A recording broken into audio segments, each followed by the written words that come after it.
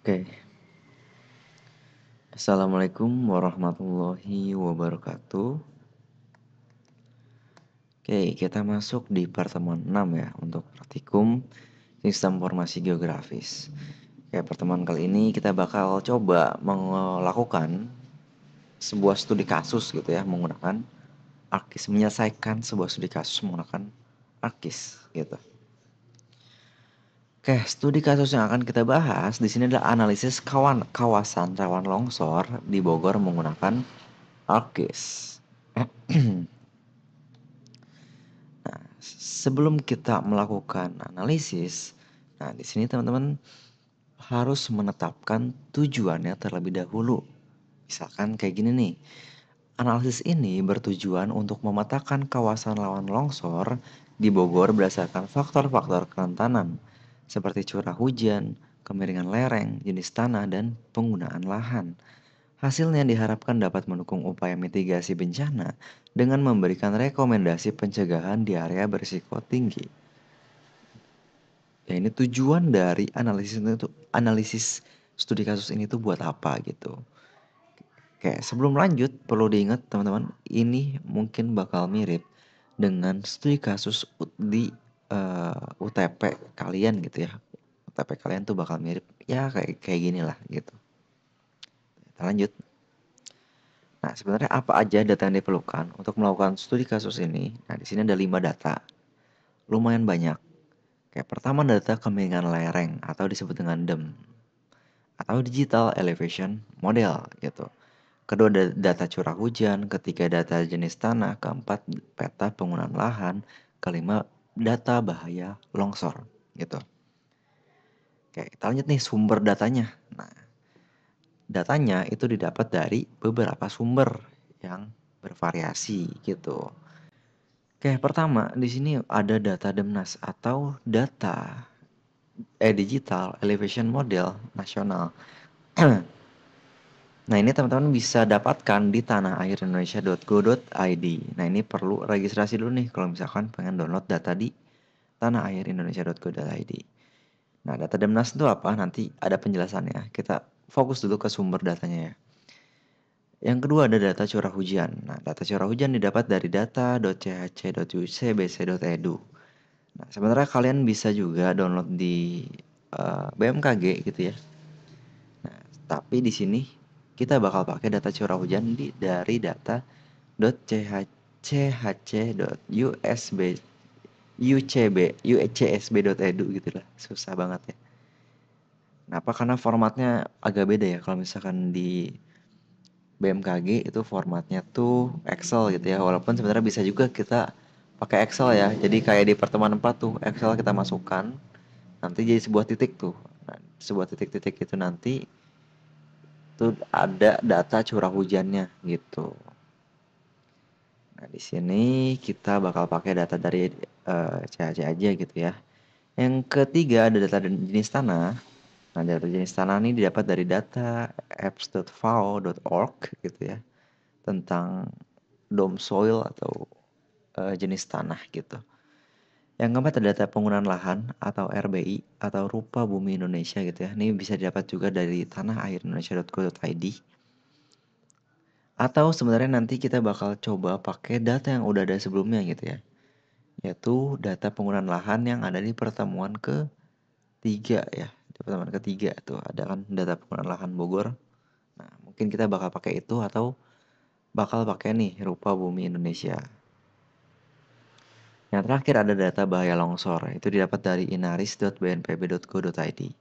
Kayak kalian tidak perlu capek-capek mendownload satu persatu, kalian cukup download aja semua bahannya di unpak.link/bahan P6SIG 2024. Nah, ini datanya lumayan gede, sekitar mungkin 3 GB ya.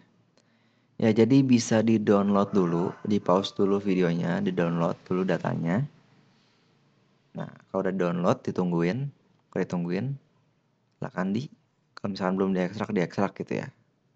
Dan lanjut lagi ke video gitu.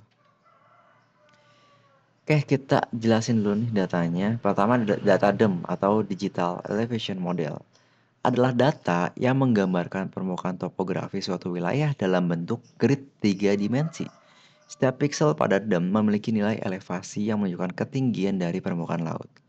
Oke, jadi data DEM ini tuh sebenarnya bentuknya tuh raster gitu ya.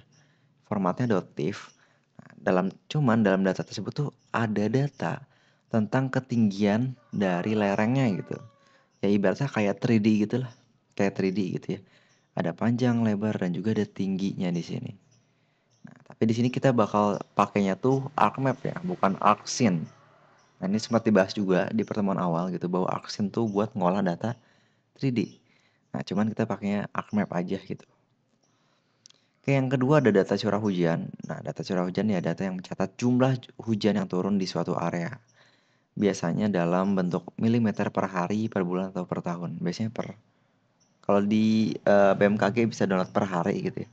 Cuman kalau di sumber yang kita pakai itu per bulan gitu. Yang ketiga data jenis tanah. Nah, data jenis tanah ini menggambarkan klasifikasi jenis tanah yang ada di suatu wilayah. Nah, data yang kita pakai di jenis tanah ini sebenarnya mencakup seluruh dunia gitu ya. Jadi nanti kita bakal coba potong dulu datanya biar seukuran kota Bogor. Kayak gitu. Yang keempat data atau peta penggunaan lahan. Nah, peta penggunaan lahan ini kita bakal pakai peta yang di pertemuan ketiga aja gitu ya. Nah, ini kayak peta penggunaan lahan ya. Peta penggunaan lahan ini adalah peta yang berisi informasi kayak kawasan pemukiman, perkebunan, hutan, atau sawah. Nah, kalau misalkan kalian tidak ada data penggunaan lahannya, bisa membuat peta penggunaan lahan secara mandiri dengan cara unsupervised klasifikasi gitu ya di pertemuan sebelumnya. Oke, selanjutnya data bahaya longsor. Nah, data bahaya longsor ini tadi didapat di Inaris gitu ya. Nah, di Inaris ini sebenarnya udah dipetain gitu ya. eh, Data-data yang rawan longsor gitu. Nah, gunanya buat apa? Di sini sebenarnya gunanya tuh untuk menunjukkan lokasi yang sudah pernah atau memiliki risiko tinggi terhadap bahaya longsor. Nah, ini juga bisa jadi referensi penting atau eh, buat referensi penting gitu ya bahaya longsor di Kota Bogor. Seperti itu. Oke, kita lanjut aja ke praktiknya. Pertama ada chapter 0 atau persiapan data. Nah, dari data-data yang udah kalian download itu sebenarnya belum data jadi gitu ya. Kita perlu proses dulu datanya biar bisa kita gunain. Oke, pertama di sini ada persiapan data curah hujan. Nah, data curah hujan tadi sudah dibahas sebelumnya gitu ya. Nah, kita perlu mengubah dan memprosesnya menjadi shapefile ukuran Kota Bogor gitu. Nah, yang kedua ada persiapan data persebaran jenis tanah dan juga penggunaan lahan. Nah, kita perlu persiapkan ketiga data ini gitu ya. Oke, boleh dibuka ArcMap-nya. Oke, kita lanjut ke praktiknya ya. Oke, kalian download dulu bahannya di unpack.link/bahan p6sig gitu ya.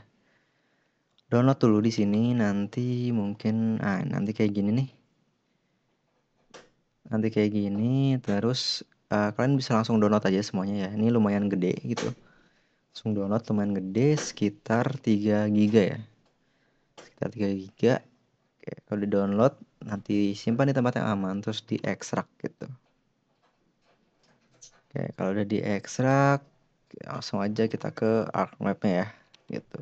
Tapi sebelum ke ArcMap, nah di sini kita bakal sebelum kita melakukan analisis kawasan rawan longsor gitu ya, kita perlu menyiapkan datanya dulu gitu.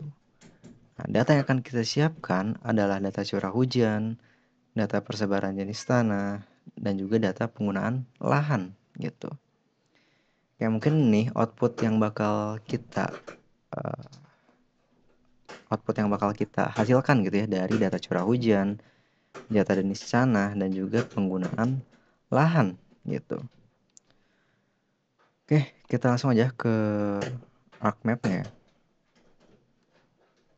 Nah, di sini kita bakal ngolah dulu nih data curah hujan gitu ya.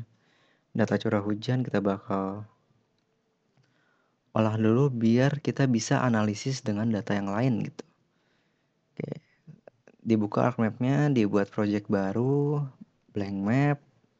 Kalau udah kita oke, nanti bakal muncul seperti ini ya. Nah, seperti biasa untuk layernya sendiri, di sini kita bakal menggunakan sistem koordinat WGS 1984 ya. Oke, tadi caranya bisa klik kanan properties gitu ya. Takutnya pada lupa. Layer, klik kanan properties. Atau klik 2 kali aja di layer. Nah, kita pilih yang WGS 1984. Apply, oke. Nah, kenapa kita pilih yang WGS? Bukan yang UTM gitu ya. Maksudnya pilih yang GCS, bukan UTM. Karena nanti data yang kita inputkan itu belum punya referensi spasial. Sehingga referensi spasialnya dia tuh masih global gitu. Jadi kita pakai yang WGS, yang GCS, WGS 1984 gitu. Oke, selanjutnya kita bakal input data. Teman-teman bisa add data nih yang ada di sini. Klik add data. Nah, terus pokoknya arahin ke folder yang udah diekstrak. Misal di sini ya.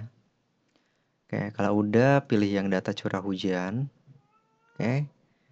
Nah, di sini pilih yang output. Nah, kita bakal pakai yang titik iklim.shp. Titik iklim.shp bisa dibuka, di add. Nah, di sini ada warningnya nih, katanya unknown spatial reference. Data kita tidak punya referensi spasial. Kita oke kan. Nah, tapi maksudnya unknown reference di sini tuh bukan kayak di pertemuan kedua ya gitu. Jadi kita tidak perlu melakukan rektifikasi peta gitu.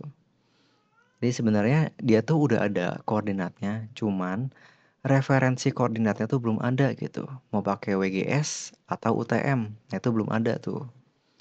Nah, kita bakal mendefinisikan dulu koordinatnya, sistem koordinat yang bakal dipakai di titik iklim ini gitu ya. Nah, kalau misalkan teman-teman penasaran gitu ya, ini bisa diklik kanan di titik iklim, terus properties gitu ya. Properties, nah terus ke source. Nah, lihat sini nih, koordinat sistemnya undefined gitu. Masih undefined. Kalau masih undefined, kita bakal mendefinisikannya terlebih dahulu gitu. Caranya bisa ke katalog, terus sistem toolbox, conversion tools. Coba lihat dulu. Atau kalau daripada lama gitu ya, saya nggak hafal ininya. Tapi kita bakal pakai tools yang namanya define project gitu ya. Define projection. Nah, biasanya sih di sini nih, project and transformation. Nah, ini nih, define projection. Kalau misalkan susah nyarinya, bisa pakai search aja ya. Search define projection. Kayak mungkin kedepannya kita bakal pakai search aja gitu, biar mempersingkat. Oke, kita pilih yang bawah, data management tools. Oke, input datanya ya. Datanya tinggal kita tarik nih titik iklim. Kita taruh di sini. Kalau udah dia masih unknown, kita perlu referensikan gitu ya. Di sini bisa diklik aja yang di sini. Terus kita pilih yang WGS 1984 ya. Pilih yang WGS dulu. Kalau udah kita oke kan. Oke, kalau udah kita oke. Oke, sudah terdefinisi ya si titik iklimnya. Kalau nggak percaya, bisa diklik properties yang tadi lagi gitu ya. Tapi di sini saya sudah percaya gitu ya, sudah percaya bahwa ini tuh sudah ada sistem koordinatnya gitu. Oke, sekarang teman-teman bisa di zoom. Di sini nih di zoom. Kita bakal fokus ke Kota Bogor. Nah, kalau di zoom nih sebenarnya ini tuh adalah sebuah titik-titik ya gitu. Nah, titik-titik ini mengandung sebuah nilai, yaitu nilai curah hujan gitu. Nah, nanti di sini kita mau memotongnya ke Kota Bogor gitu ya. Karena biar nggak terlalu lebar gitu. Kayak di sini teman-teman bisa di layer, bisa add data. Klik kanan add data atau pakai add data yang ada di sini ya. Nah, data yang akan kita masukin adalah data peta Bogor. Nah, data peta Bogor itu kita pakai bahan yang ada di P3 gitu ya. Boleh P3, boleh P2 gitu ya. Kalau misalkan di P3 dipilih aja kecamatan atau kelurahan gitu ya, bebas. Tapi saya bakal pakai yang P2 gitu ya, yang bahan georeferencing. Nah, saya pilih yang bogor.shp. Oke, kalau udah kita add. Nah, Bogornya ternyata kecil ya. Kalau misalkan kita zoom, nah, kayak gini nih. Nah, ini Bogor nih di sini. Nah, kita bakal coba potong titik-titiknya ini biar hanya seukuran sekitaran kota Bogor gitu ya. Nah, caranya dengan menggunakan select feature gitu ya. Nih, select feature, diklik select feature-nya. Oke, kalau udah diklik, teman-teman tinggal pilih titik-titik yang berada dekat dengan kota Bogor gitu. Misal segini ya. Misal segini. Oke, kalau udah dipilih, ini tuh kalau misalnya kita zoom ya. Kalau dipilih ini tuh sebenarnya kita pengennya tuh cuman titik iklimnya dong yang kepilih ya. Nah, si peta kota Bogornya nggak pengen kita pilih. Nah, cara unselect-nya gampang. Kita bakal nge-unselect kota Bogornya ini dengan cara klik kanan di kota Bogor. Terus pilih open attribute table. Open attribute table. Nah, di sini pilih aja yang clear selection. Pilih aja yang clear selection. Nah, kalau udah diklik kota Bogornya udah nggak kepilih gitu. Kalau udah kita close lagi tabelnya dan di sini cuman data titik kota Bogornya yang kita pilih gitu ya. Oke, selanjutnya kita bakal ekspor titik-titik ini biar titik-titiknya itu tuh jadi seukuran kota Bogor gitu ya. Caranya bisa kita ekspor di sini nih. Diklik dulu titik iklimnya.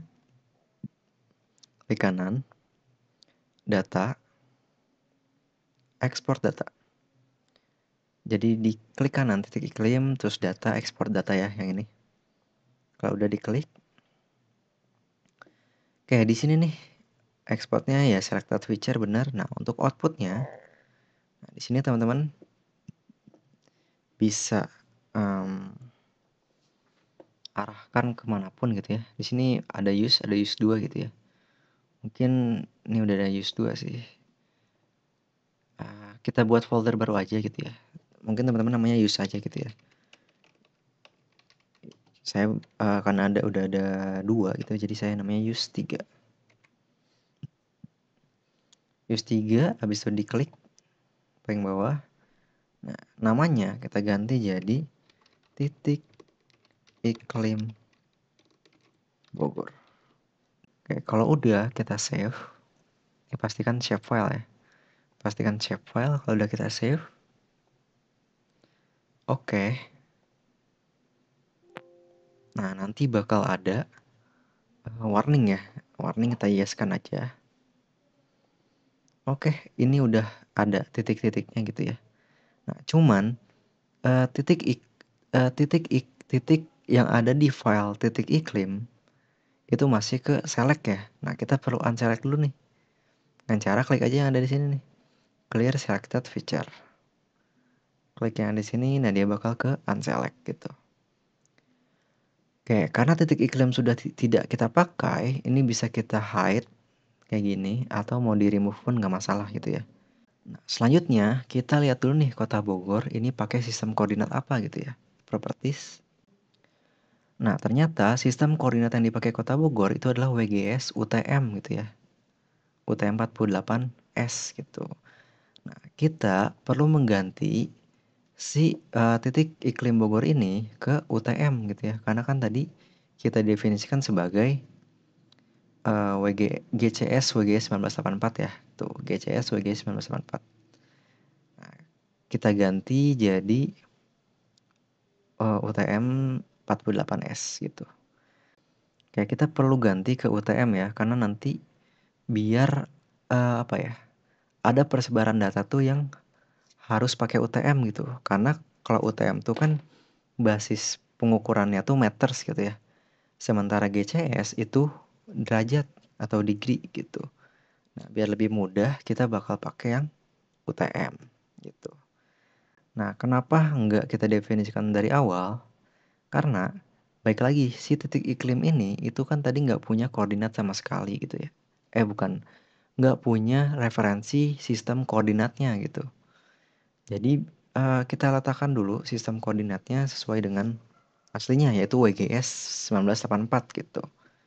Oke, sekarang kita bakal ganti dengan cara project ke katalog atau pakai ini lagi deh, search ada ya yang cepat. Search yang cepat, kita pilih project coba. Bukan yang atas, yang ini nih, yang bawah. Project yang ada di data management tools, atau kalau lihat di sini nih, ini path-nya. Nah, iya bener, ada di projection dan transformation. Nah, ini bisa diklik project. Oke, terus kita inputkan titik iklim ini ke sini, ke input datasetnya ya, atau feature class-nya. Oke. Untuk outputnya, saya default aja deh. Default aja gitu ya. Untuk outputnya di sini, nah, di sini kita pakai yang UTM 48S gitu ya. Oke, kalau udah kita oke kan. Ditunggu prosesnya. Ini ya, oke. Ini udah jadi UTM ya, kalau nggak percaya ya udah lihat dulu nih. Di properties, kita lihat di source-nya, dia udah ke WGS UTM 48S, oke. Titik iklim Bogor udah nggak kita pakai, kita boleh ke bawahin, biar lebih enak gitu ya. Oke, selanjutnya kita akan melakukan yang namanya interpolasi gitu. Jadi titik-titik ini tuh kan ada jaraknya gitu ya. Nah, kita bakal coba menghitung jarak-jaraknya gitu ya menggunakan metode IDW gitu. Nah, ini bisa di katalog, di search aja deh. Di search kita cari IDW. Nah, di sini gunanya buat apa? IDW di sini itu buat kita ngekonversi titik-titik ini biar dia tuh jadi raster gitu. Nah, kenapa dijadiin raster? Biar ada apa namanya? Radiusnya. Nah, radius curah hujannya kayak gitu. Nah, ini bisa diklik aja nih yang bawah yang di spatial analysis. Oke, input point feature-nya silakan di drag and drop titik iklim ini ke sini. Oke. Nah, selanjutnya nih lihat di Z value field-nya.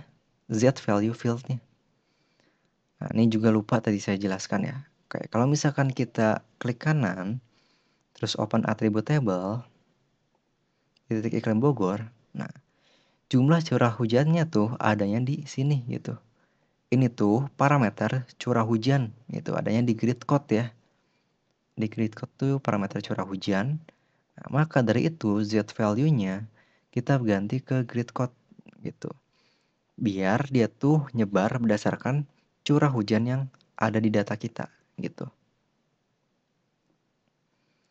Oke, kalau udah outputnya saya lagi-lagi default aja.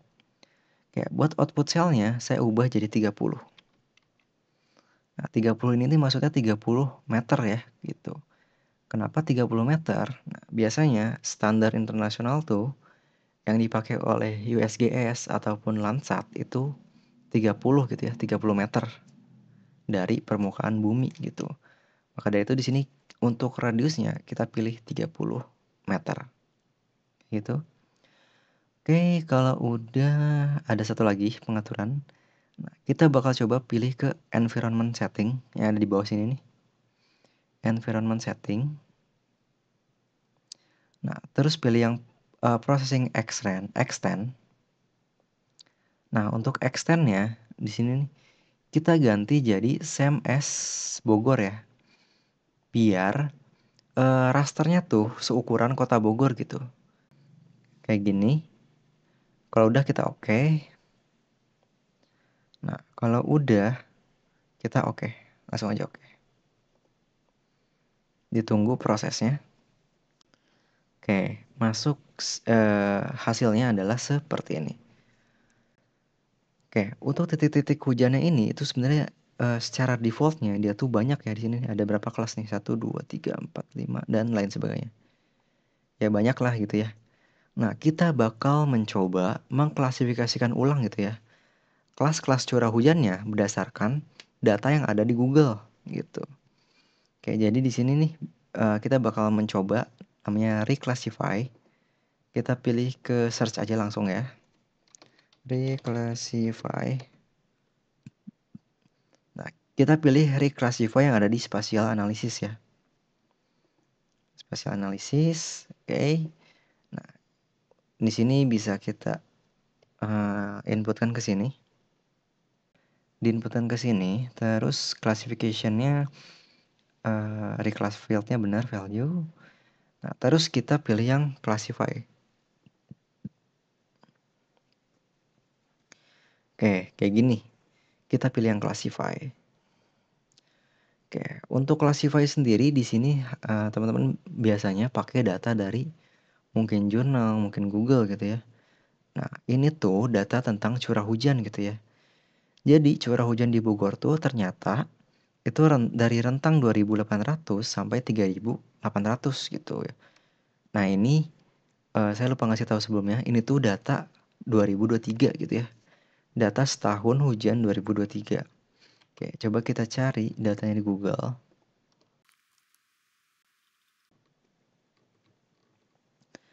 Nah, ini nih. Ini data yang akan kita pakai gitu ya. Oke, kita akan menggunakan referensi data ini gitu ya. Jadi teman-teman nanti semisal mengerjakan studi kasus, usahakan ada referensinya gitu ya. Misal kayak gini nih. Nah, di sini curah hujan itu dari rendah itu 1.000 sampai 2.000 gitu. Nah, kalau kita lihat di data Kota Bogor atau di ArcMap kita, ternyata Kota Bogor tuh rentang hujannya itu 2.800 sampai 3.800. Yang ternyata dia tuh ada di rentang sedang dan tinggi gitu ya. Nah, karena cuman ada 2, ya udah berarti di sini nih untuk kelasnya kita bikin jadi 2. Jadi 2 kelas gitu. Nah, kelas yang pertama itu berarti kan dari 2.000 sampai 3.000 ya. Nah, kita klik aja 3.000, yang kedua 4.000. Gitu. Kayak gini. Nah, ini datanya dari sini ya. Sedang 2.000 sampai 3.000 per tahun sedang. Kalau tinggi itu 3.000 sampai 4.000 per tahun. Seperti itu. Oke, kalau udah kita klik OK. Nah, kalau udah kita klik OK lagi. Jadi cuma ada dua kelas ya. Ditunggu prosesnya. Ya, kira-kira jadi seperti ini gitu. Nah, kalau kita lihat yang sama yang di sini, ini tuh beda ya, gitu. Nah, kalau yang ada di sini tuh saya menggunakan 8 kelas dan ini tuh bukan standar umum yang tadi kita pakai di jurnal gitu. Ini tuh ya standar latihan aja gitu, standar buang-buangan gitu ya. Nah, di sini kita pakainya 2 kelas ya udah jadi seperti ini gitu. Atau pengen pakai 3 kelas juga nggak masalah sih sebenarnya. Kan tadi kan ada sedang sama tinggi ya. Jadi pertama mungkin sedang, kedua tuh apa ya, sedang agak tinggi gitu, yang ketiga tinggi gitu. Nah, itu biar ya lebih bervariasi aja sih gitu ya, dibanding kayak gini nih gitu. Oke, kita coba deh karena nih kurang bervariasi gitu ya. Ini bisa kita unchecklist, kita reclassify ulang. Nah, mungkin 3, walaupun sebenarnya nggak sesuai standar jurnal ya. Nah, usahakan kalian standar jurnal gitu. Ini berarti dari 3.000, ini tuh sedang. Ini tuh anggaplah 3.500. Ini 4.000. Oke. Kita oke. Kalau udah kita oke. Ini outputnya saya simpan default aja. Ya, kira-kira seperti ini nih. Oke, kalau misalkan kita unchecklist Bogornya, nah dia bakal kelihatan seperti ini gitu ya. Nah, ini lumayan nih, ada variasi dikit gitu ya. Nah, sekarang kita labelingnya nanti aja deh ya. Nah, ini udah jadi nih kelasnya udah jadi.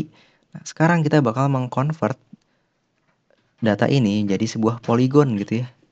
Dengan cara klik search raster to polygon. Nah, ini bakal sering dipakai biasanya ya. Raster to polygon, klik yang paling atas.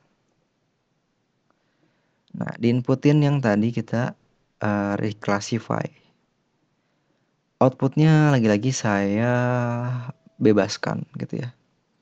Saya bebaskan, terus langsung aja oke. Oke, seperti ini. Mungkin Bogornya bisa diubah dulu warnanya, biar lebih kelihatan. Terus pilih ke atas. Nah, kayak gini. Nah, sekarang ini udah ada nih data curah hujan sekota Bogor. Nah, tapi ini tuh masih bentuknya kotak ya, enggak shape file kota Bogor. Nah, untuk membentuk shape file kota Bogor, kita bakal pakai clip ya. Nah, cara ngeklipnya gampang. Bisa di katalog, clip, di search aja clip. Nah, sini sebenarnya ada banyak clip gitu ya. Nah, untuk ngeklip antar poligon biasanya tuh yang atau lebih kalau pengen pasti tuh yang ini nih biasanya di geoprocessing. Geoprocessing clip.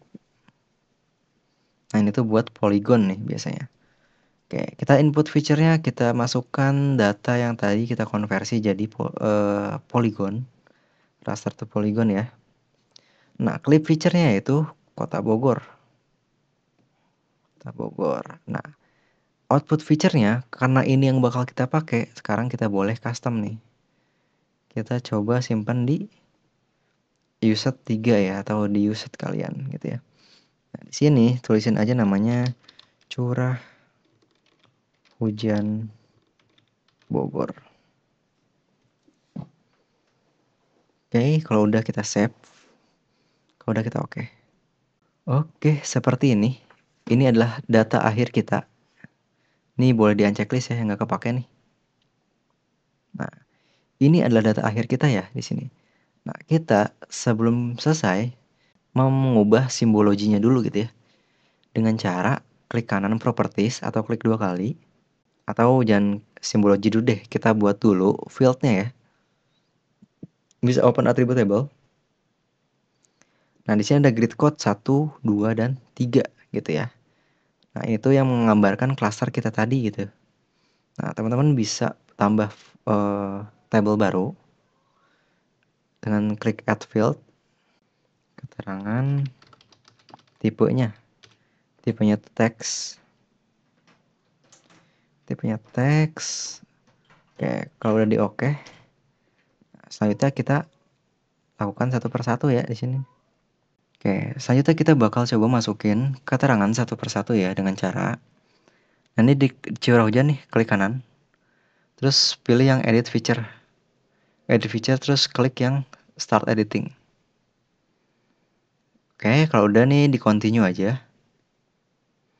Oke, di sini tinggal kita klik 2 kali di sini nih, terus kita ketikkan gitu ya. 1 misalkan sedang. 2 agak tinggi. 3 tinggi. Oke. Kayak gini.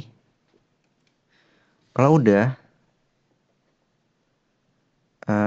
bisa kita stop editing. Nah, di sini di editor diklik terus pilih yang save edit tuh coba ya, save edit. Nah, kalau di save edit kita stop editing. Oke, sip. Seperti ini untuk keterangan gitu ya. Nah, selanjutnya kita bakal tambah lagi satu table, satu kolom gitu ya, yaitu curah hujan atau CH gitu ya. Nah, di sini karena ini adalah sebuah interval gitu ya nantinya, kita bakal pilih teks juga, terus oke. Oke, udah selesai untuk tabelnya. Sekarang kita bakal coba, bisa di-close aja tabelnya. Mengubah simbologinya dengan cara properties, klik kanan properties. Terus selection, simbologi. Pilih kategoris. Nah, value ID-nya kita ke keterangan ataupun CH ya, sama aja. Saya bakal pilih keterangan, terus add all values. Nah, untuk colornya di sini saya ubah ke pokoknya yang ini nih. Nah, kayak ini mungkin kita agak ubah dikit. Oke. Nah, kayak gini. Sorry, ini agak tinggi ya. Nah, teman-teman di sini bisa diurutkan dulu ya. Dengan cara klik ini terus klik panah ke bawah, atas atau bawah gitu. Oke, kalau udah sesuai, kita klik lagi colornya. Nah, kayak gini. Oke, kalau udah kita apply. Kita oke. Ini adalah apa ya? Data curah hujan di Kota Bogor gitu ya. Nah, ternyata di sini tuh wilayah tengah tuh lebih tinggi gitu ya, curah hujannya tinggi gitu. Oke, kalau udah teman-teman bisa save filenya. Namanya curah hujan Bogor. Itu ya, bebas aja. Oke, kalau udah, ingat-ingat ya, nama shapefile yang bakal kita pakai tuh adalah nama shapefile yang ini gitu. Yaitu curah hujan, curah_hujan_ Bogor. Oke, udah selesai kita buat curah hujan, kita lanjut ke persebaran jenis tanah gitu. Oke, boleh dibuka ArcMap-nya, terus dibuat file baru gitu ya. Blank map, oke. Nah, seperti biasa kita harus coba ngatur sistem koordinat yang bakal kita pakai gitu ya. Kayak di layer, properties, nah kita pakainya yang GCS WGS 1984 gitu. Kita pakai yang general dulu aja. Apply, lalu oke. Nah, kalau udah, sekarang kita bakal inputin data jenis tanahnya ya, dengan cara diklik aja add data. Nah, add data terus ke folder kalian. Kalau misalkan belum dikonekin, silahkan konekin dulu data jenis tanah. Terus pilih yang DSMW yang atas. Nah, terus pilih yang DSMW_Indonesia_fix ya. Pilih yang fix. Kalau udah add. Oke. Ini adalah persebaran jenis tanah di Indonesia gitu ya. Kan bisa di zoom aja kalau misalkan penasaran gitu ya jenis tanahnya. Terus bisa diganti simbologinya kalau misalkan penasaran gitu. Oke, sekarang karena Indonesia terlalu besar gitu ya. Nah, lagi-lagi kita bakal coba potong menggunakan peta Kota Bogor. Oke, caranya adalah importin dulu peta Kota Bogornya. Saya bakal pakai yang bekas pertemuan kedua lagi. Bogor.shp add. Oke. Nah, di Bogor ini klik kanan. Terus zoom to layer. Oke, kayak gini ya. Atau kita zoom out dulu deh. Nah, Bogor ya sekitar kayak gini Bogor. Oke, sekarang kita bakal coba, atau sebelum dipotong nih ya, teman-teman bisa klik kanan, terus properties, atau buka dulu open attribute table.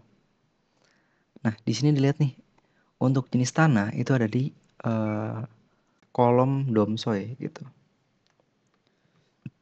Nah, ini untuk kolom domsoy-nya. Oke, nanti kita bahas itu. Oke, selanjutnya pilih ke properties. Simbologi, kategoris. Nah, pilih berdasarkan domsoy. Nah, colornya cari yang yang coklat-coklat gitulah kayak tanah. Lalu apply. Sorry. Domsoy diklik dulu add all values-nya. Nah, lalu apply. Oke.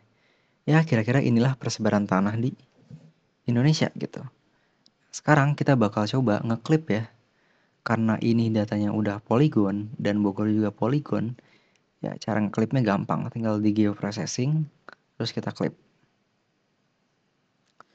Oke, inputnya data DSMW Indonesia, klipnya Bogor. kalau udah kita output feature-nya, karena mungkin bakal kita pakai gitu ya. Output feature-nya kita simpen aja di jenis tanah, buat folder baru namanya use. Gitu. Masuk ke foldernya, terus kasih nama di sini. Jenis tanah BGR.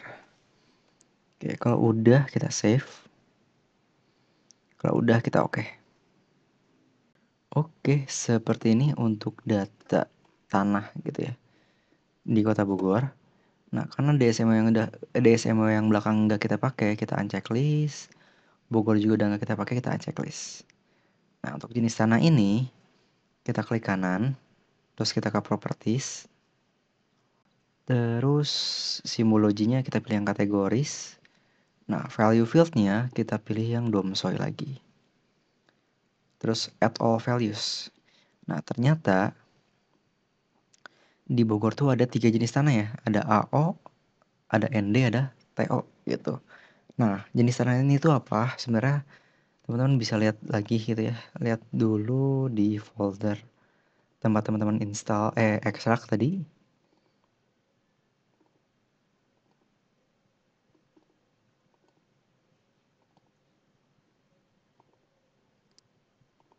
Nah, di DSMW-nya terus ada yang namanya readme. Nah, ini nih, readme.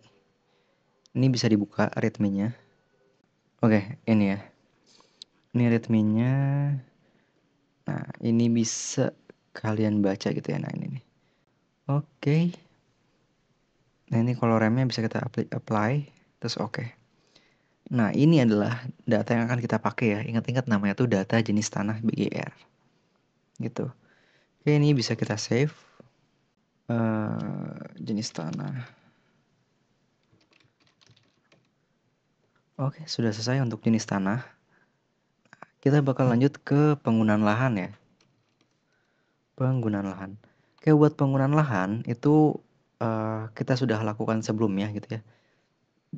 Jadi buat penggunaan lahan, mungkin saya import di sini aja ya. Itu ada di pertemuan ke-5 ya, yang unsupervised classification gitu. Oke, di sini nah ini nih hasil clustering citra. Nah, ini adalah data penggunaan lahan di Bogor. Kayak gitu. Nanti kita bisa pakai ini gitu ya. Nah, buat pewarnaannya sama kayak tadi aja ya, di properties itu juga simbologi gitu. Oke, untuk tahap persiapan data sudah selesai. Kita bakal lanjut ke tahap selanjutnya yakni chapter 1, analisis slope dan juga height, hill, shade gitu ya. Oke, kita sedikit teorinya dulu nih. Nah, apa itu analisis slope gitu ya? Analisis slope atau kemiringan lereng. Nah, jadi slope itu adalah kemiringan lereng. Ada proses untuk menghitung seberapa curam permukaan suatu wilayah berdasarkan data DEM gitu. Nah, hasilnya adalah peta yang menggambarkan kemiringan tanah dalam satuan derajat atau persen gitu. Oke, yang kedua kenapa dilakukan? Kemiringan lereng adalah faktor utama yang mempengaruhi stabilitas tanah di suatu area. Semakin curam lereng, semakin tinggi potensi longsor di dalam daerah tersebut gitu. Nah, ini buat analisis risiko ya. Jadi semakin curam lerengnya, ya semakin beresiko jadi bencana longsor kayak gitu. Nah, hasilnya seperti apa? Nanti kita simak gitu ya videonya gitu. Oke, oke mungkin nih kasih lihat dulu deh hasilnya. Hasilnya bakal seperti ini gitu ya. Yang mana hijau tuh landai. Nah yang mana hijau tuh landai gitu ya. Nanti ada labelnya juga hijau landai, kuning curam, merah mungkin dan sebagainya gitu. Agak curam. Oke, di sini juga ada clue nih. Di atas ada clue, ada mosaic to raster, slope, hill shade, reclassify raster to polygon. Nah, clue ini apa? Clue ini adalah tools atau teknik-teknik yang kita gunain di ArcGIS gitu. Jadi, nanti ketika mengerjakan studi kasus, sebenarnya nanti bakal saya kasih clue gitu. Kira-kira nih, ini bisa pakai tools analisis apa aja yang ada di ArcGIS gitu. Kayak gitu aja. Oke, kita lanjut ke prakteknya. Oke, kita lanjut untuk membahas chapter 1 ya. yaitu analisis slope dan hillshade gitu. Oke, caranya bisa buat project baru atau file baru ya. Di ArcGIS-nya. Oke, kalau udah dibuat, nah sekarang kita seperti biasa akan mengatur layernya ini ke dalam WGS ya. Koordinatnya ke WGS 1984. Ya, WGS 1984, terus apply, terus oke. Oke, kalau udah, kita coba masukin datanya ya. Nah, data yang akan kita pakai adalah data DEM ya. Karena kita akan menganalisis kemiringan lereng gitu. Oke, bisa dibuka filenya data DEM. Ini boleh dibuka aja ini, keduanya gitu ya. Terus add.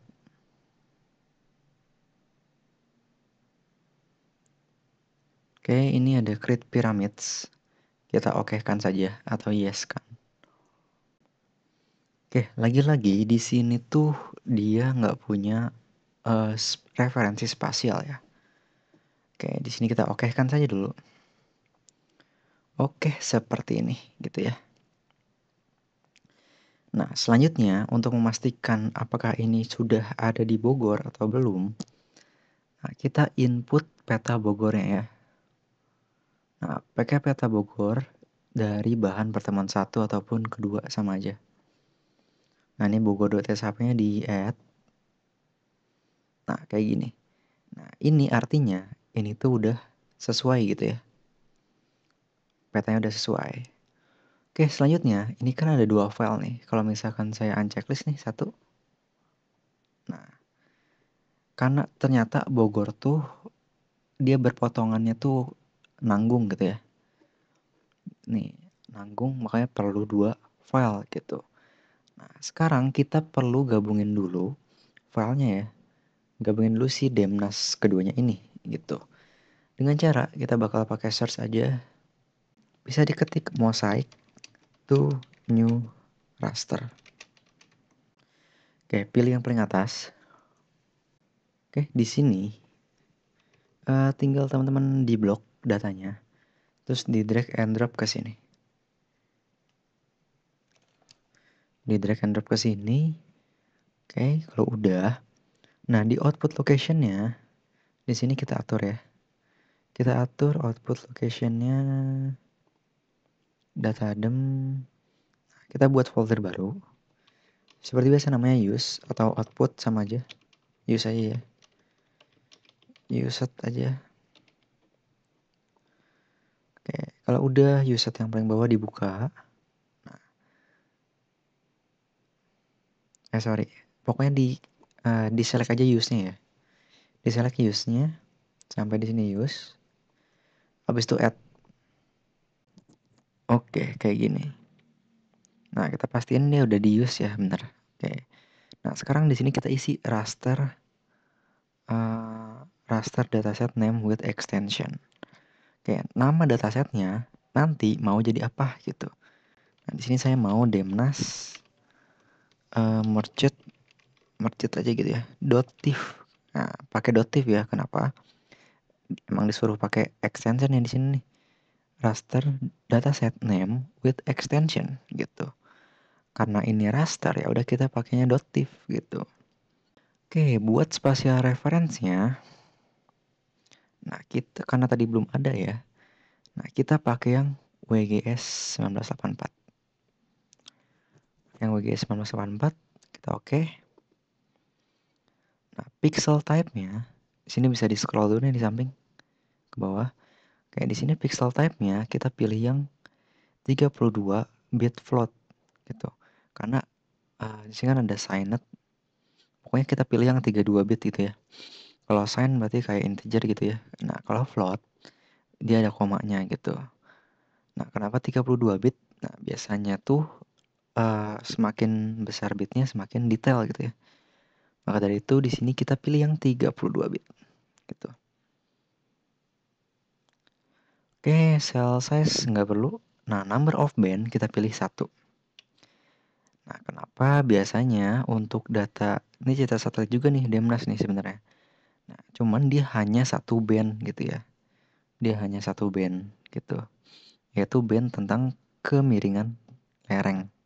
Kayak gitu.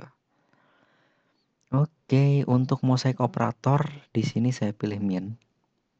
Min itu artinya nanti kedua file ini bakal bergabung dan kualitasnya itu diambil dari rata-rata kualitas kedua file ini gitu.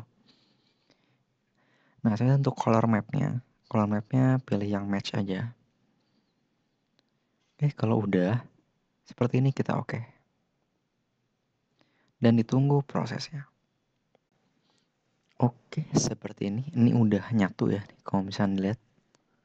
Nah, dia udah nyatu nih ke sini, gitu. Oke, ini udah jadi satu file. Nah, selanjutnya kita bakal melakukan analisis slope ya. Gampang aja, bisa ke katalog atau ke search aja ya. Bebas sih. Cari slope. Slope-nya ada banyak ya. Di spatial analysis nih ya. Nah, ini slope yang ketiga ya. Slope yang ketiga. Oke, buat analisis slope itu kan di sini slope tuh bakal menganalisis suatu kelerengan gitu. Nah, jadi di sini input rasternya tinggal diinputin aja yang ini. Di sini ada tanda warning nih, gitu. Nah, tanda warning nih ada tulisan Z unit of output geographical spatial reference are undefined. Nah, ternyata kita tuh nggak bisa pakai GCS WGS 1984 gitu.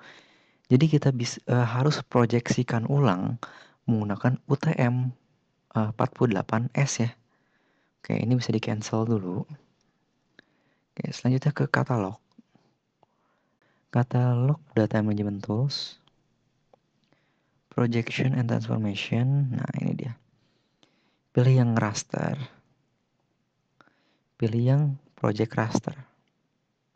Oke, inputnya bisa di drag and drop aja. Yang ini ya, bisa di drag and drop ke sini. Nah, outputnya di sini saya bakal pakai default. Nah, output koordinatnya kita bakal pilih UTM zone 48S gitu. Kita oke. Kalau udah seperti ini, kita okekan aja. Dan ditunggu prosesnya. Oke, udah selesai. Kalau udah, kita bisa unchecklist nih yang sebelum di projection ke UTM. Nah, biar nggak berat ya. Oke, selanjutnya kita lanjut ke slope lagi. Jadi slope, nah ini masih ada slope.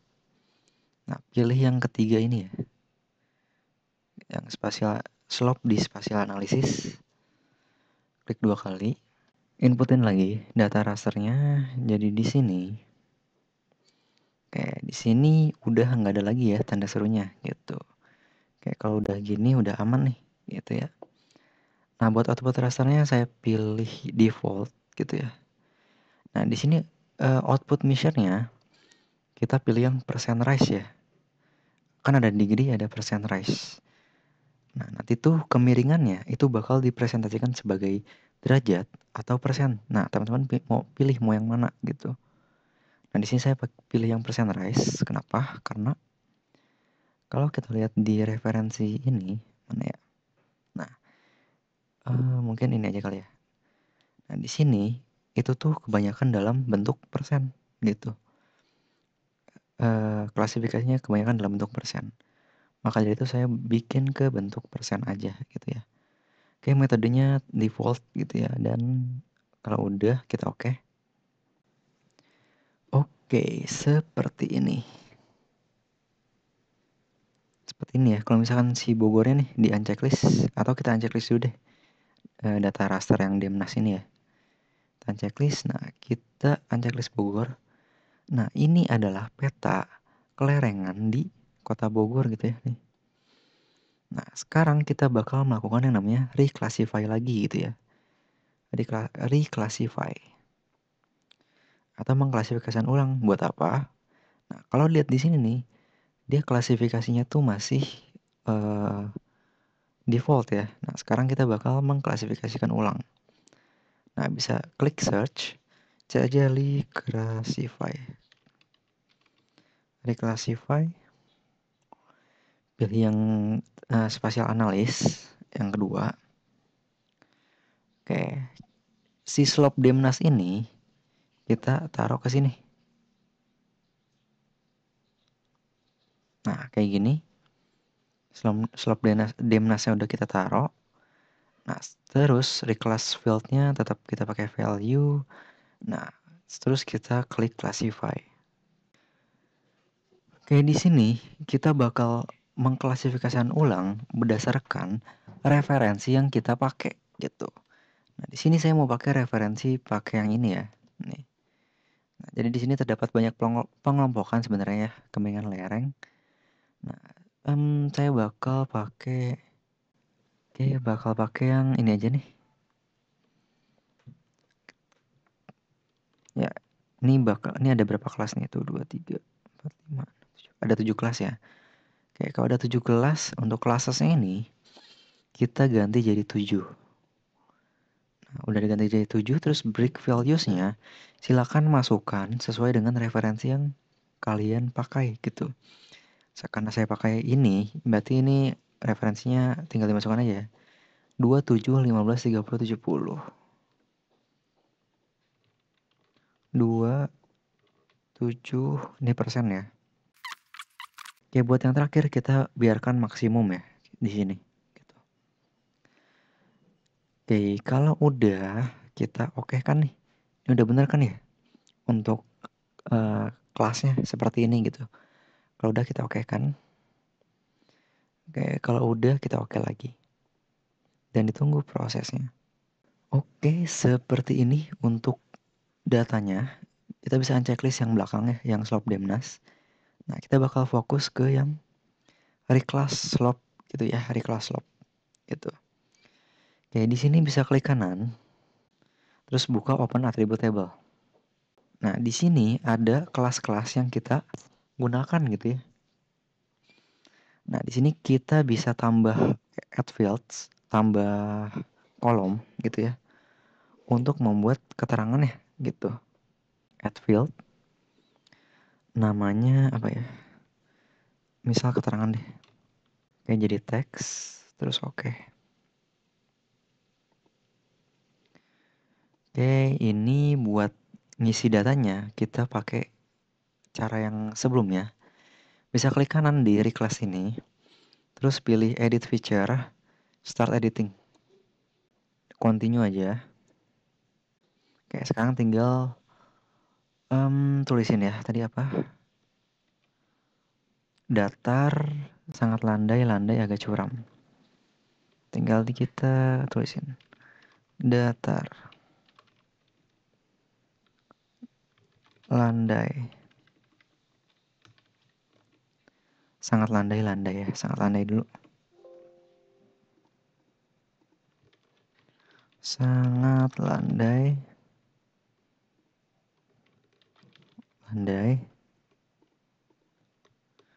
Agak curam. Sangat curam terjal. Curam. Sangat curam. Terjal. Oke, seperti ini. Kalau udah kita save edit, terus editor, stop editing. Oke, kita udah buat keterangan ya, gitu.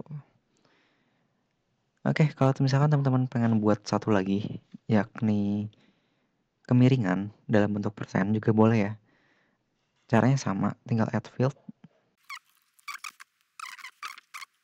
Oke, kalau udah seperti ini, kita close table-nya. Nah, sekarang kita akan, ini sebenarnya bisa diubah dulu warnanya ya, cuman kita bakal coba ngubah dulu nih data raster ke jadi vektor. Nah, caranya kita pilih raster to polygon.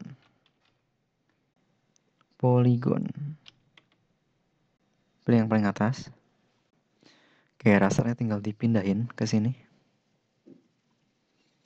Oke. Nah, karena poligon yang bakal kita mungkin pakai gitu ya. Nah, di sini kita arahkan gitu.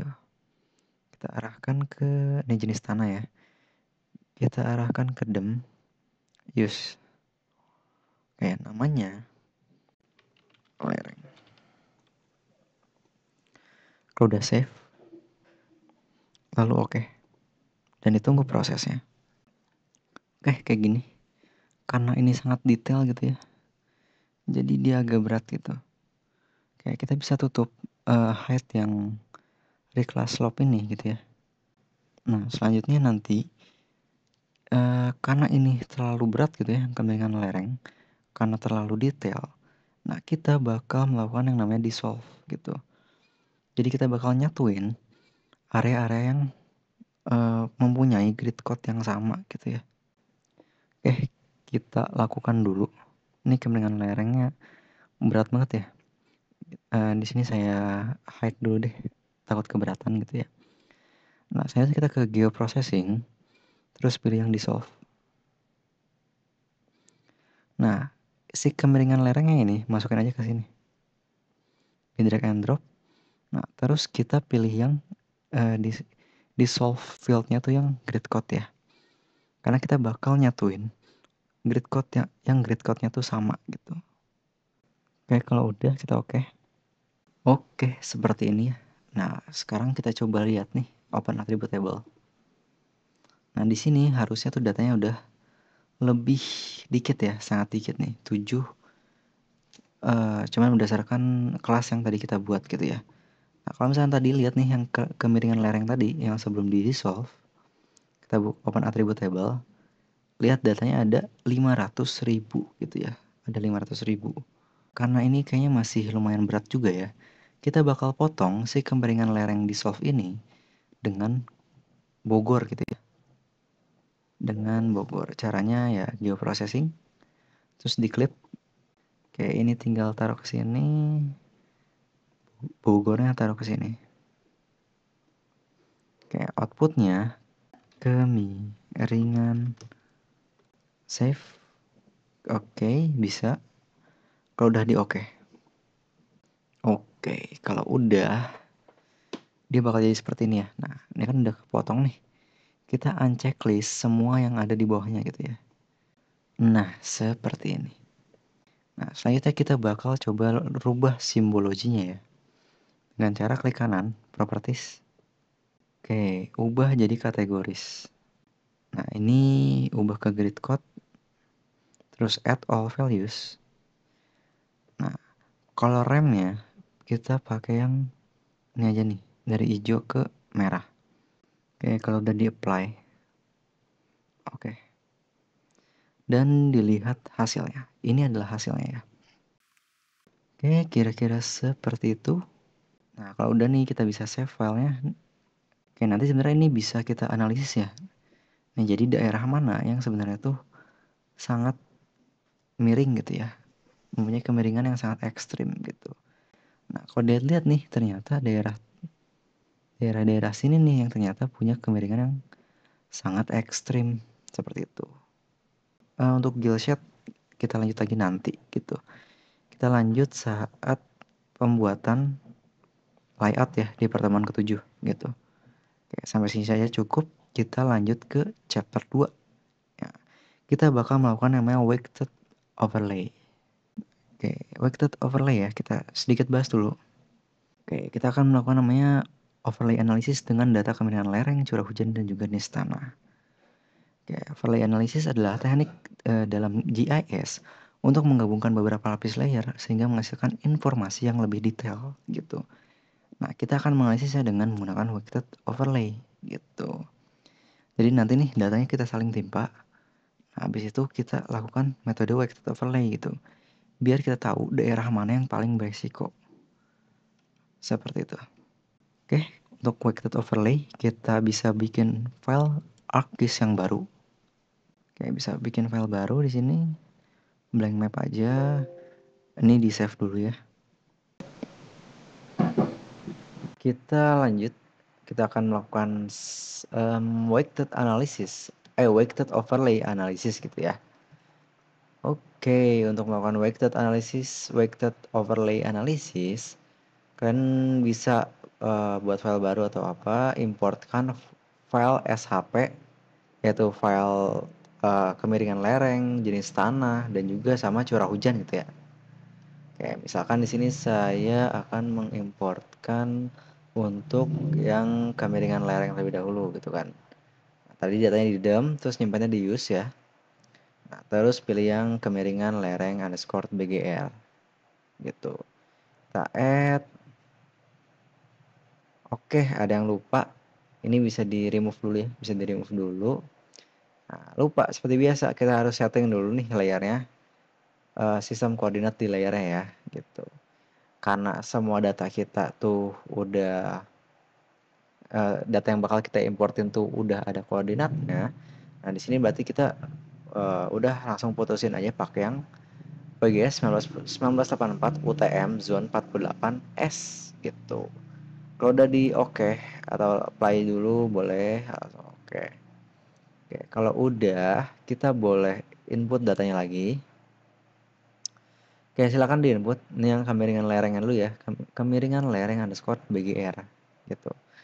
Tadi teman-teman namainnya apa gitu ya, bebas di add. Terus juga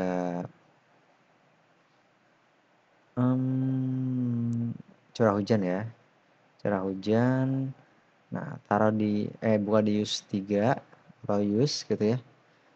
Pilih yang curah hujan Bogor. Kita add seperti ini. Terus satu lagi itu ke jenis tanah ya. Jenis tanah. Jenis tanah use jenis tanah BGR. Kita add. Nah, berbekal dari data-data ini nanti kita pengen memetain nih sebenarnya daerah mana aja yang sebenarnya sangat atau daerah yang beresiko terjadi bencana longsor gitu. Kayak mungkin teman-teman kalau misalkan bingung buat datanya gitu ya, data ini nggak ada gitu, misalkan tadi lupa nyimpannya apa, nyimpannya di mana gitu. Kayak mungkin saya buat dulu filenya. Oke, ini bisa teman-teman akses ya di sini tinyurl.com/data-chapter-2. tinyurl.com/data-chapter-2 gitu ya. Oke. Nah, ini khusus bagi teman-teman yang filenya tuh lupa nyimpan di mana gitu ya. Oke. Sebelum kita lanjut, untuk menggunakan atau untuk melakukan analisis weighted overlay, nah di sini kita perlu tentuin dulu bobotnya gitu. Nah, untuk bobotnya sendiri, nah, teman-teman bisa cari di jurnal atau punya referensi pribadi silahkan gitu ya. Nah, misalkan di sini nih. Nah, di sini nih untuk bobotnya nanti tuh di jurnal ini itu ada 5 data gitu yang digunain. Nah, misalkan di sini curah hujan tuh akan diberi bobot 30%.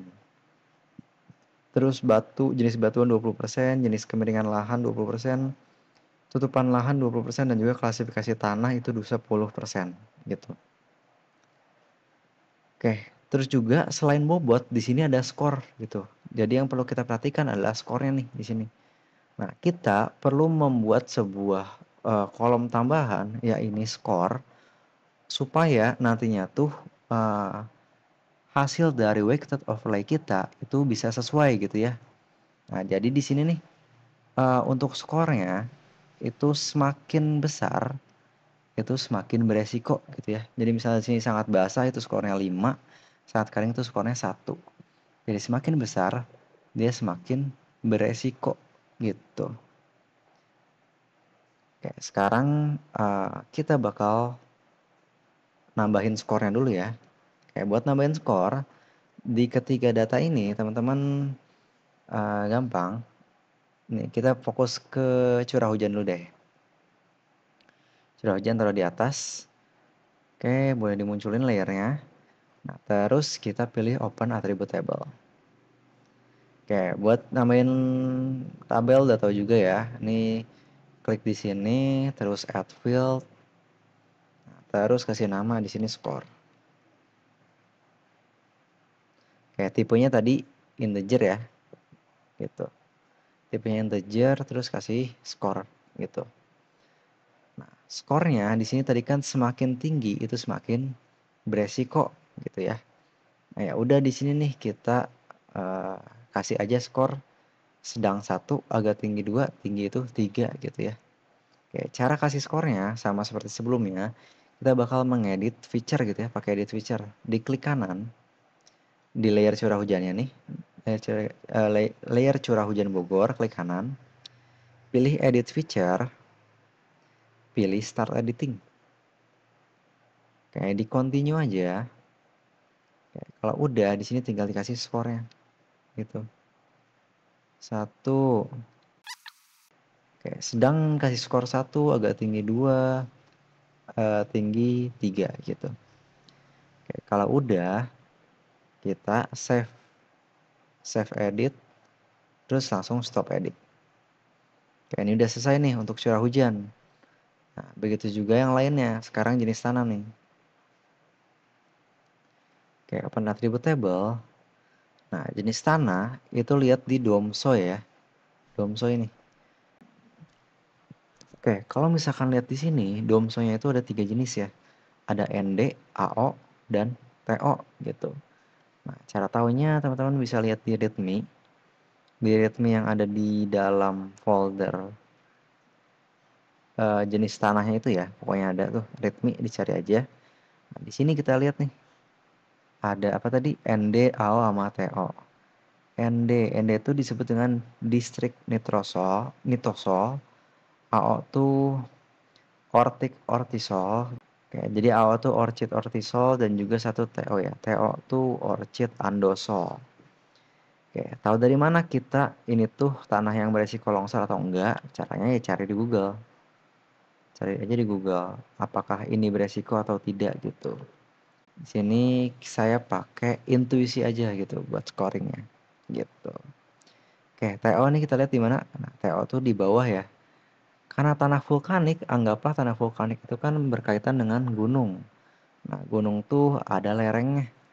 Nah, kita anggaplah tanah vulkanik ini beresiko gitu ya. Nah, jadi kalau AO tuh yang mana? AO yang tengah, ND yang atas.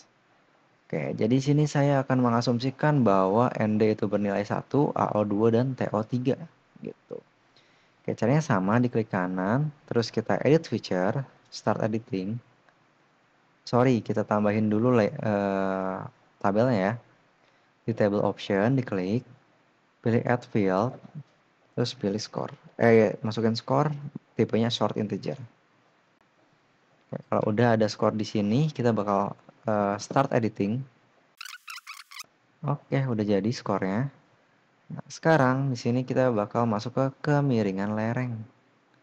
Ya, bisa diklik kanan, terus kita open attribute table. Oke, di sini udah ada keterangannya. Ya udah, kalau udah ada keterangannya, kita langsung aja nih. 1, 2, 3, 4, 5, 6 ya. Oke, kalau udah kita X. Nah, ini udah ada labelnya nih. Bukan labelnya, udah ada skornya nih dari masing-masing data kita. Nah, selanjutnya kita akan melakukan yang namanya merge overlay. Ini bisa pakai ini aja ya, merge overlay, weighted overlay. Oke, pilih yang atas ya, yang weighted overlay. Nah, di sini nih. Oke, ternyata kalau kita lihat di sini nih, weighted overlay ya. Kalau misalkan kita tambah data, nah datanya tuh harus berbentuk raster. Nah, oleh karena itu, sebelum kita lakukan analisis weighted overlay, kita perlu mengubah dulu data polygon kita menjadi raster gitu. Oke, ini bisa di cancel, ini juga bisa di cancel. Terus kita cari lagi ke search, cari raster tuh polygon to raster. Nah, pilih yang kedua ya, polygon to raster. Oke, kita ubah satu-satu ya. Nah, di curah hujan, pertama lihat dulu nih di sini curah hujan. Kita input datanya ke sini. Nah, perhatikan ya di value fieldnya itu harus berupa skor gitu. Karena ini masih FID ya, kita ubah ke skor. Nah, kalau udah ubah ke skor untuk outputnya di sini saya pakai default. Cell assignment type-nya ya ini default aja. Nah, untuk cell size-nya karena di sini 50, saya bakal ganti ke 30. Semakin kecil nilainya semakin burik kayak gitu, semakin kotak-kotak gitu. Maka dari sini kita pilih resolusinya yang 30. Nah, 30 ya standar internasional sih sebenarnya 30. Kalau udah kita oke. Oke, kalau udah jadinya tuh seperti ini ya. Di sini dia bakal ada warnanya gitu. Kayak ini curah hujan nih. Sekarang kita lakukan hal yang sama dengan data yang lain. Nah, data jenis tanah ya kita masukin. Value fieldnya pastiin skor. Terus juga nah untuk jenis tanah ternyata dia resolusinya kecil banget ya. Itu sekitar 0,0000 gitu. Nah, ini kita tidak perlu ubah jadi 30 gitu ya. Oke, di sini kita defaultin aja lalu oke.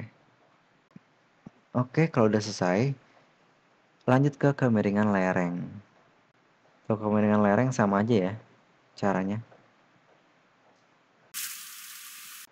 Oke, sudah. Kalau sudah kita unchecklist bagian yang poligonnya ya. Poligonnya kita unchecklist. Nah, ini adalah data raster kita. Oke, sekarang kita lanjut ke analisis weighted overlay. Nah, diklik aja yang paling atas, weighted overlay. Nah, sekarang di sini kita bisa nih nambahin datanya ya, yang udah jadi raster gitu. Oke, caranya di sini bisa diklik aja add raster now atau klik plus yang ada di sini. Nah, terus drag and drop file rasternya, bebas mau yang manapun. Jadi saya bakal dari bawah gitu ya, dari yang curah hujan. Taruh di sini. Oke, input fieldnya itu udah value ya. Kalau udah di oke, kayak di sini ada skornya ya. Oke, lanjut inputin yang lain lagi gitu. Oke, kalau udah di sini nih bisa dilihat hasilnya seperti ini gitu ya. Oke, selanjutnya kita akan melakukan pembobotan gitu. Nah, untuk pembobotannya sendiri bisa dilihat di sini nih di kolom influence ya. Nah, di kolom influence itu adalah pembobotannya gitu. Nah, biasanya harus 100 ya. Harus 100 pembobotannya. Nah, jadi di sini kita bakal coba membobotkannya mungkin dengan referensi ini gitu ya. Nah, karena datanya kurang gitu ya. Di sini dia pakai 5 data gitu. Nah, sementara kita cuma 3 data, ya udah untuk pembobotannya kita pakai intuisi aja gitu ya. Kayak gini. Ini udah sum of influence ya itu udah 100. Berarti udah aman gitu. Oke, sebelum kita lanjut, biar ini kan apa ya? Keterangannya tuh beda-beda ya. Jadi kalau misalkan curah hujan tuh kayak cuma 3 label, jenis tanah tuh 3 label, sementara kemiringan lereng tuh 6 label gitu ya. Nah, kita pengen ada 5 label nantinya gitu. Nah, caranya di sini nih, di from to by, kita ubah jadi 1, to-nya 10, by-nya 1 gitu. Nah, ini biasanya bakal ngubah jadi 5 label gitu. Oke, kalau udah untuk output rasanya saya pakai default aja gitu. Saya pakai default aja. Kalau udah langsung di-oke kan. Oke, ini udah ada ya data kita nih. Nah, di sini kita lihat aja properties. Kita ke properties terus ke bagian simbologi.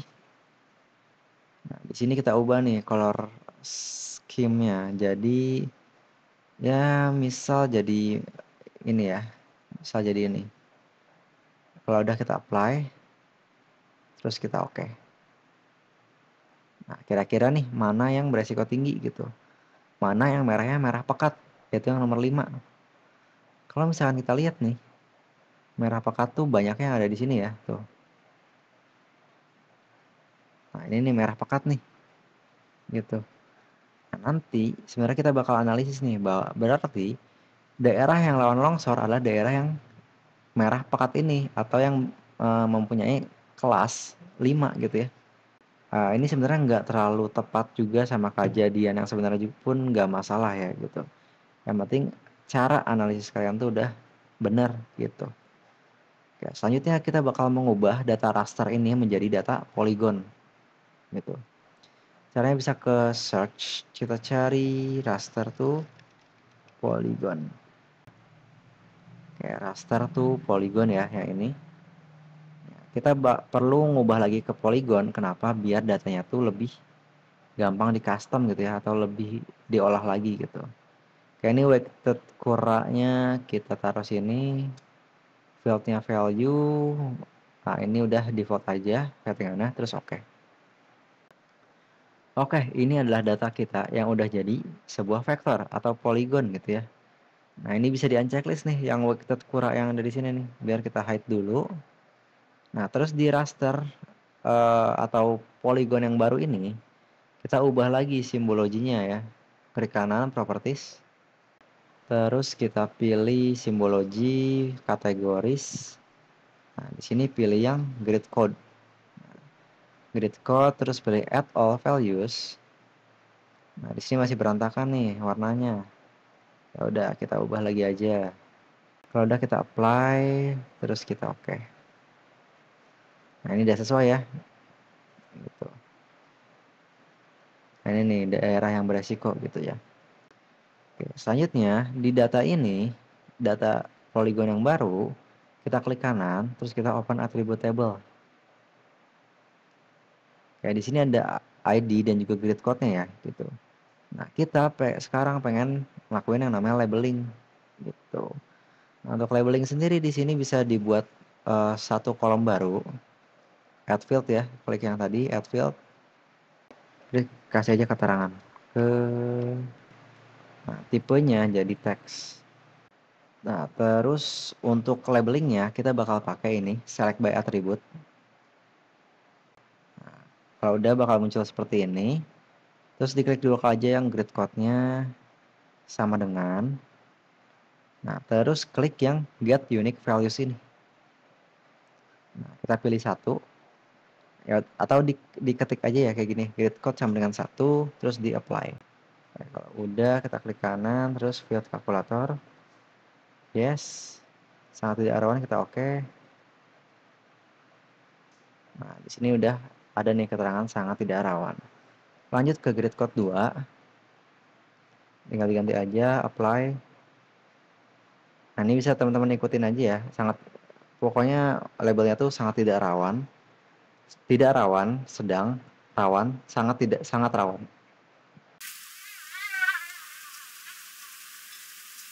Oke, kalau udah bakal seperti ini. Nah, untuk menghilangkan seleksinya, kita bisa klik yang ini nih. Clear selection. Oke, kalau udah kita silang aja gitu ya. Nah, ini adalah data yang sudah jadi nih. Ini adalah data peta kerawanan longsor di Kota Bogor gitu. Oke, seperti ini. Nah, selanjutnya kita bakal melakukan yang namanya ini ya, analisis buffer untuk dampak pemukiman dan juga infrastruktur. Oke, kita lanjut untuk melakukan analisis buffer ini jangan di close dulu ya. Masih pakai yang ini gitu. Oke, sini saya apa ya? Kecilin dulu nih biar nggak terlalu mengganggu gitu ya. Oke, kita lanjut lagi ya. Nah, masih pakai file yang sama. Teman-teman bisa save dulu ya, save dulu aja. Oke. Nah, selanjutnya nih, kan data kita tuh udah jadi polygon ya di sini. Nah, ini kita tadi tuh belum save datanya ya, masih pakai default. Nah, sekarang kita ekspor dulu datanya gitu. Buat apa? Buat disimpan aja gitu ya. Jadi bisa klik kanan di file ini, file yang baru ya tadi ya, terus ekspor data. Oke. Nah, ini outputnya silakan dipilih. Nah, saya bakal simpan di folder utamanya aja ya, di bahan P6 gitu. Terus di sini saya kasih nama peta kerawanan longsor. Save, habis itu oke. Oke, bakal ada warning. Di sini okein aja gitu ya. Oke, sip. Kalau udah, mungkin warnanya bakal berubah jadi biru lagi ya. Ini kita unchecklist yang bawah. Oke, kita perlu ubah warnanya jadi ya seperti tadi lagi ya. Di properties, cari aja simbology, terus diubah warnanya. Value fieldnya jadi keterangan aja ya. Terus add all values. Nah, ini warnanya atau kategorinya disesuaikan dulu ya. Sangat tidak rawan di paling atas. Ini digeser aja nih pakai panah yang ada di sini. Tidak rawan. Ya, terus disesuaikan warnanya. Kalau udah di apply, terus oke. Oke, selanjutnya di sini kita akan mengkonversi nih. Nah, di sini kan ada peta yang rawan dan sangat rawan ya, gitu. Nah, kita pengen tahu nih dampak dari daerah yang rawan dan juga sangat rawan. Nah, biasanya kan ini bakal terjadi longsor nih di sini.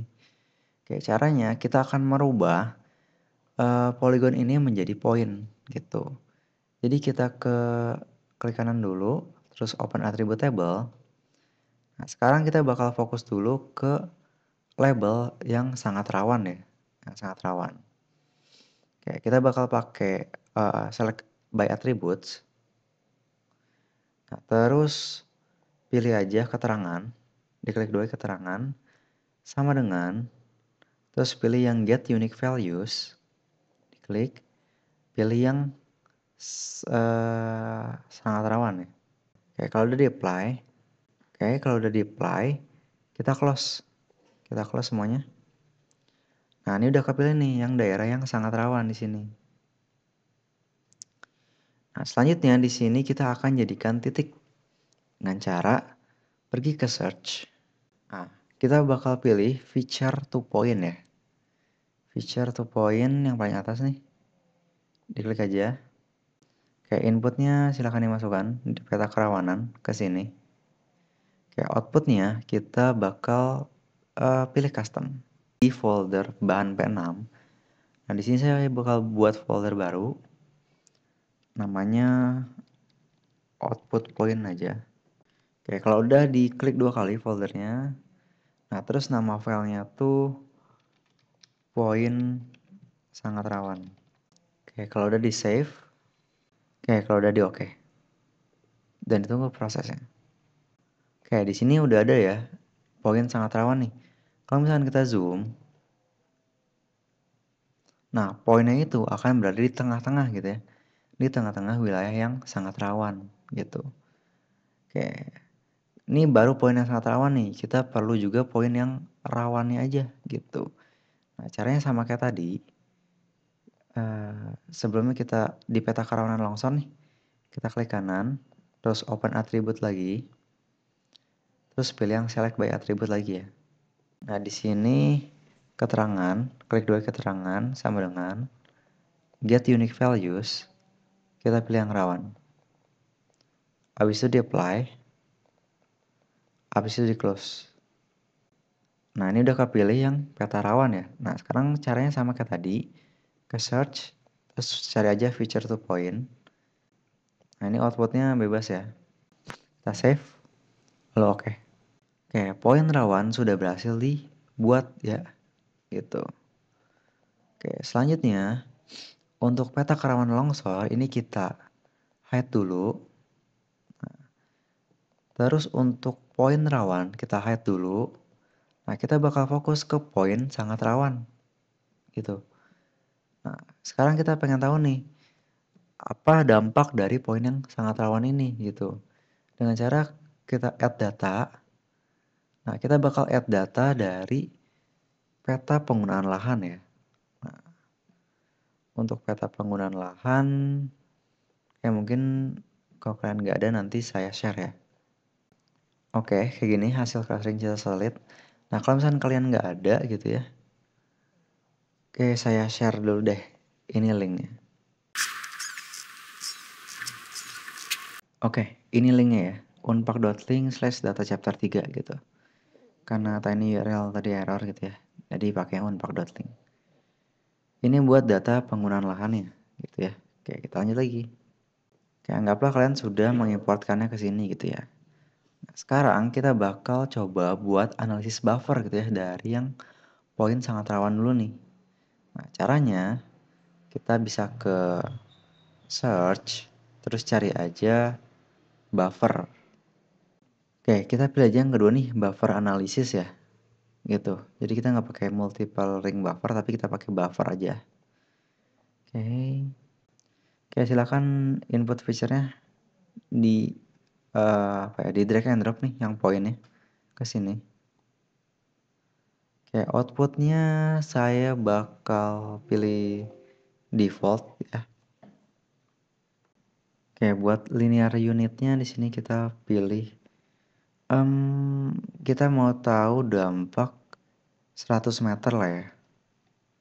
100 meter dari titik gitu. 100 meter apa 50 meter ya? 100 meter deh. Atau di solve type-nya pilih yang all aja ya. Di solve type-nya all, di solve field-nya kosongin aja gitu. Oke, kalau udah kita oke. Oke, buffer kita sudah selesai ya di sini nih. Di sini sudah ada poin sangat rawan buffer ya. Nah, buffer ini berarti radius ya. Nah, ini adalah radius 100 meter dari titik yang sangat rawan gitu. Nah, di sini teman-teman bisa kita klip gitu ya. Bisa kita klip penggunaan lahan dengan buffer ini. Biar kita tahu mana aja lahan yang benar-benar terdampak ke longsor ini gitu ya. Oke, cara klipnya kalau misalkan masih ingat, pilih di geoprocessing aja, geoprocessing terus clip karena sama-sama polygon gitu ya. Kayak inputnya hasil clustering citranya ya, atau si peta penggunaan lahannya. Nah, clip feature-nya yaitu si buffer gitu. Oke, outputnya sekarang kita outputnya custom nih. Nah, outputnya di sini kita masih di folder output points. Nah, namanya adalah hasil atau dampak ya. Dampak 100 meter longsor atau dampak 100 meter daerah rawan ya. Daerah sangat rawan. Kalau udah di save, oke. Kalau udah oke. Oke, sudah berhasil. Ini sudah ada ya dampak 100 meter daerah sangat rawan. Nah, ini kita bisa unchecklist yang poin sangat rawannya. Nah, terus juga kita unchecklist citra satelitnya. Dan juga poin sangat rawan buffernya ya. Karena kita pengen lihat aja nih daerah yang terdampak gitu ya. Oke, ini adalah daerah yang terdampak atau daerah yang tingkat kerawanannya tuh sangat tinggi gitu ya. Nah, ini apa aja yang terdampak? Kita bisa klik kanan terus open attribute table. Nah, ternyata di sini ada lahan hutan, pemukiman gitu ya yang terdampak nih. Nah, di sini kalian bisa analisis. Nah, analisisnya bisa menggunakan mungkin Excel ya. Kayak di pertemuan ketiga gitu. Jadi file DBF dari dampak ini ke Excelin nanti dibuat diagram gitu. Ya pokoknya nanti kalian analisis aja nih daerah mana saja yang terdampak oleh daerah mana saja yang terdampak 100 meter dari titik yang sangat rawan gitu. Misalkan perumahan berapa persen, lahan pertanian berapa persen gitu. Oke, untuk analisis buffer cukup sampai di sini saja gitu ya. Untuk poin yang rawan kan belum nih, nanti bisa ditambahin buffer juga gitu untuk poin yang rawan kayak gitu. Dan juga kita masih pakai file ini ya untuk chapter 4 yaitu penentuan zona mitigasi. Oke, kita lanjut lagi ke chapter 4 ya. Nah, ini untuk dampak yang 100 meter tadi, ini udah saya warnain gitu ya. Ya, kira-kira dampaknya tuh kayak gini gitu ya. Oke, sekarang kita masuk ke chapter 4 yaitu penentuan zonasi mitigasi gitu ya. Oke, kita lihat dulu nih, apa sih zonasi mitigasi itu? Nah, zonasi mitigasi adalah upaya untuk menyusun wilayah rawan bencana berdasarkan mitigasi. Nah, mitigasi sendiri adalah serangkaian upaya untuk mengurangi risiko bencana, mulai dari pencegahan hingga penanganan setelah bencana terjadi, gitu. Oke, jadi zonasi ini kita metain wilayah yang rawan bencana. Nah, biar nanti tuh pencegahannya tuh baik gitu ya. Nah, kita untuk analisis zonasi mitigasi ini bakal menggunakan yang label rawan ya, rawan longsor gitu. Kalau tadi kan untuk yang dampaknya itu di sangat rawan ya. Nah, ini nih dampaknya di sini nih. Nah, untuk zonasi mitigasinya itu kita bakal pakai yang wilayah rawan gitu. Jadi kalau misalkan daerah sangat rawan itu gak boleh sama sekali ada ya aktivitas ataupun pembangunan di situ ya. Nah, untuk wilayah yang rawan ya kita pencegah gitu ya, kita himbau jangan bangun rumah di situ gitu, biar ya ada dampaknya nggak terlalu signifikan gitu ya. Oke, kita lihat nih poin yang rawan. Nah, berhubung poin yang rawan banyak gitu ya, jadi kita nggak bakal pakai poin.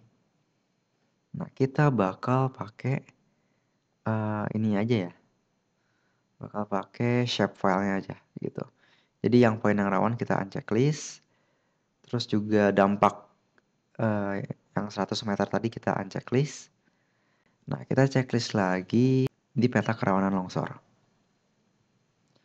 Oke, habis checklist kita klik kanan.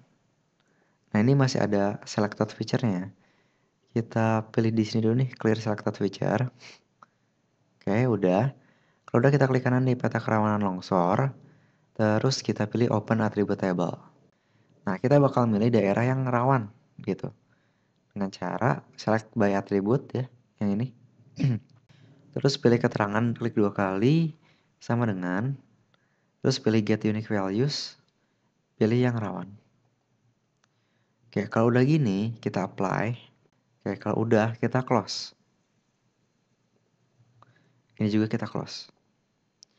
Nah, daerah yang rawan ini nanti kita ekspor dulu ya, gitu. Nah, cara ekspornya, klik kanan di layer ini, layer peta kerawanan longsor, pilih data, pilih ekspor data. Oke, ini silakan disimpan, saya mau simpan di bikin folder baru deh, zonasi mitigasi ya. Oke, kalau udah, diklik 2 kali zonasi mitigasinya, terus namanya jadi daerah rawan longsor. Oke, kalau udah di save, lalu oke. Oke, di yes aja. Oke, udah ada di sini ya daerah yang rawan longsornya nih. Oke, kalau udah kita unchecklist nih yang peta kerawanan longsornya. Kita unchecklist. Nah, terus kita zoom nih ke sini. Nah, ini adalah daerah yang rawan longsor gitu. Nah, karena rawan longsor kita bakal terapin buffer juga ya.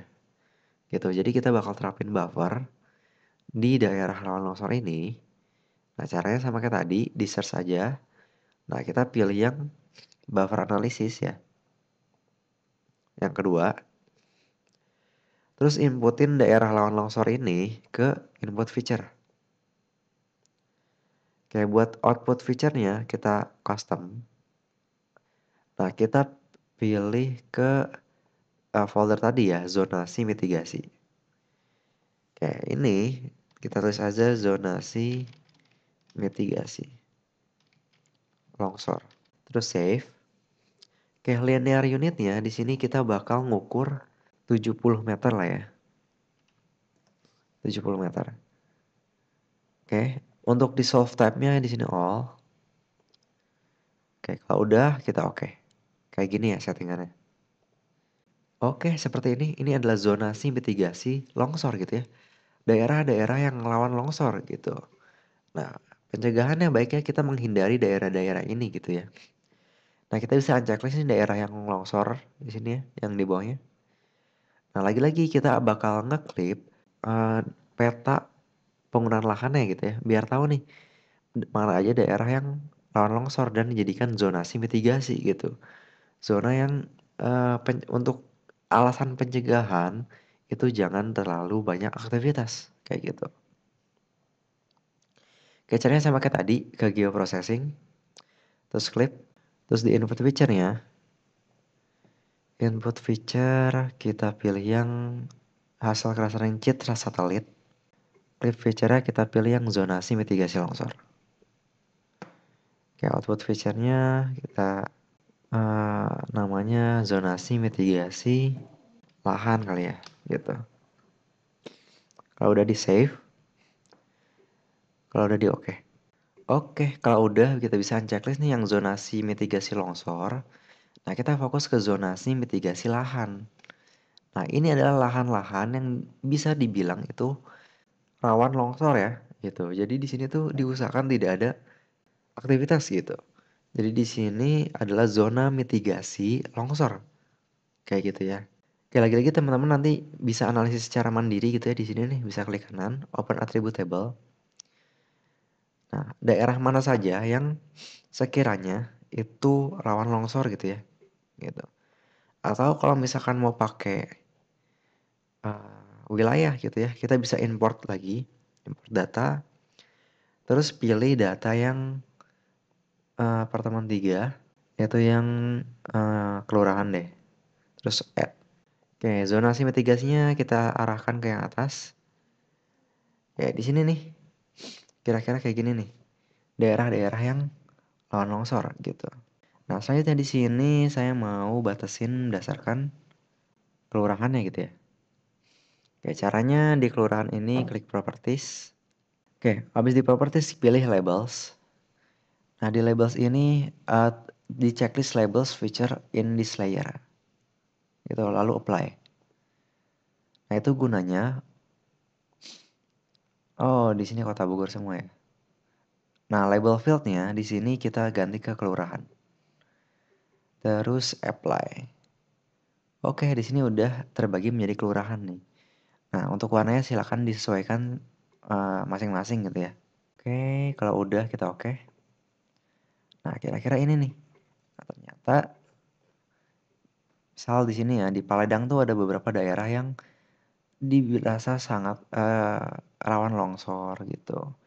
Nah, sebenarnya ini nggak terlalu tepat mungkin ya dengan kejadian nyata, tapi ya yang paling penting tuh analisisnya gitu. Yang paling penting kalian udah bisa analisisnya kayak gitu. Kayak itu aja untuk zona mitigasi, zonasi mitigasi. Untuk tekniknya seperti itu, nanti kalian bisa analisis secara mandiri gitu ya. Daerah mana aja yang terdampak, apa aja yang terdampak, dan gimana cara pencegahannya gitu. Kayak mungkin kita balik lagi ke PPT.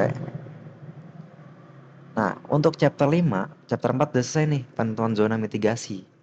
Nah, untuk chapter 5 itu pembuatan story map.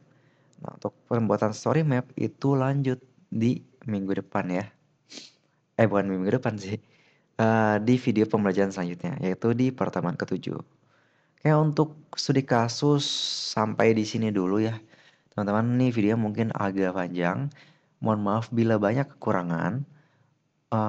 Mohon disimak dan diperhatikan baik-baik. Kalau misalnya ada yang bingung bisa ditanyakan. Sekian dari saya. Wassalamualaikum warahmatullahi wabarakatuh.